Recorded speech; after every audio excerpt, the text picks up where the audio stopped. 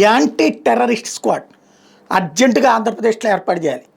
గంజాయి, డ్రగ్స్ ఇట్లాంటి వాటి కోసం ఈగల్ ఫోర్స్ ఏర్పాటు చేశారు. వాళ్ళు దానికోసం కమిట్ అవుతారు. అట్లాగే యాంటీ టెర్రరిస్ట్ స్క్వాడ్ అవసరం. సిన్సియర్ ఆఫీసర్లు కావాలి, వాళ్ళకి ఫండింగ్ ఇవ్వాలి. లేకపోతే ఉగ్ర స్థావరంగా రాష్ట్రం మారాక మనం ఏం మార్చలేము. సుదీర్ఘకాలం పాటు కాశ్మీర్లో అప్పుడున్న ప్రభుత్వాలు పట్టించుకోకపోవడం కాదు, ఆ సదరు సామాజిక వర్గం వాళ్ళు తమ వాళ్లే కావడంతో చూసి చూడనట్టు వదిలేసిన పాపం 3 లక్షల మంది హిందువుల ఊచకోత, హిందువులు దేశమంతా తరలిపోవడం, ఇదంతా జరిగింది. ఇవాళ రోజునకి వాళ్ళు అట్లాగే అల్లాడారు. కేరళలో ప్రభుత్వాలు చేసిన దుర్మార్గం కారణంగా హిందువులు అనేక మంది దారుణమైన ఇబ్బందులు ఎదుర్కొన్నారు. బెంగాల్లో చూస్తున్నాం. ఇవన్నీ స్టార్టింగ్లో రాజకీయ స్టేట్మెంట్ లాగా బిగిని, ఆ తర్వాత దాని వెనకాల ఉన్మాద ఉగ్రవాద చర్యలు ఉంటాయి. ఇక్కడ ఆంధ్రప్రదేశ్లో చాప కింద నీరులా స్వచ్ఛంద సంస్థల పేరుతో, మత పెద్దల పేరుతో, లేదంటే వ్యక్తిత్వ వికాస నిపుణుల పేరుతో ఆల్రెడీ తీవ్రవాదాన్ని పెంచి పోషిస్తున్నారు. ప్రభుత్వానికి పాజిటివ్గా మాట్లాడుతూ కింద రెచ్చగొట్టే చర్యలు చేపడుతున్నారు కొంతమంది. ఇది గుర్తుపెట్టుకోవాలి.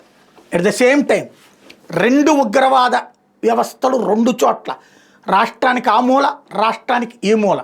ఉత్తరాంధ్రలో విజయనగరంలో ఏకంగా ఒక కుటుంబం ఇన్వాల్వ్ అయ్యి దేశం మొత్తం బాంబు పేలుళ్ళకి, అక్కడే ఆయుధాలు తయారు చేసేటటువంటి చర్యలకి తెగబడింది.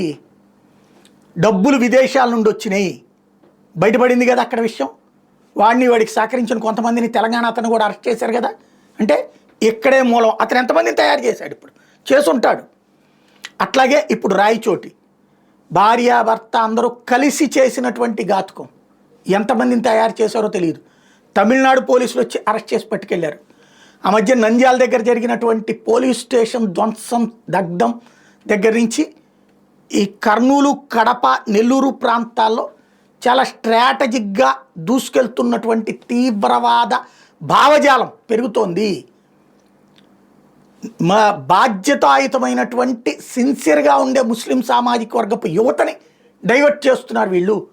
తమ విష ప్రచారాలతో సోషల్ మీడియా, యూట్యూబ్, అదేది వాట్సాప్లు ఇట్లాంటి వాటి ద్వారా చిన్న చిన్న అంశాలని మైక్రోస్కోపులు పెట్టి చూపెట్టి వాళ్ళల్లో ఒక అభద్రతాభావాన్ని, ఒక అసహనాన్ని, ఒక అసంతృప్తిని రేకెత్తిస్తున్నారు. ప్రమాదకరమైన దిశగా తీసుకువెళ్తున్నారు. ఈ మూలాలను పట్టుకోవాలంటే యాంటీ టెర్రరిస్ట్ స్క్వాడ్ ఉండాలి. రాష్ట్రానికి నిజాయితీగా దేశభక్తితో పనిచేసే సిన్సియర్ ఆఫీసర్లతో ఏర్పాటు చేయాలి. ఉత్తరప్రదేశ్ అట్లాంటివి చేసుకొచ్చింది, రాజస్థాన్, మధ్యప్రదేశ్ లాంటివి చేసుకొచ్చినాయి. అర్జెంటుగా ఆంధ్రప్రదేశ్ ఆలోచించాలి.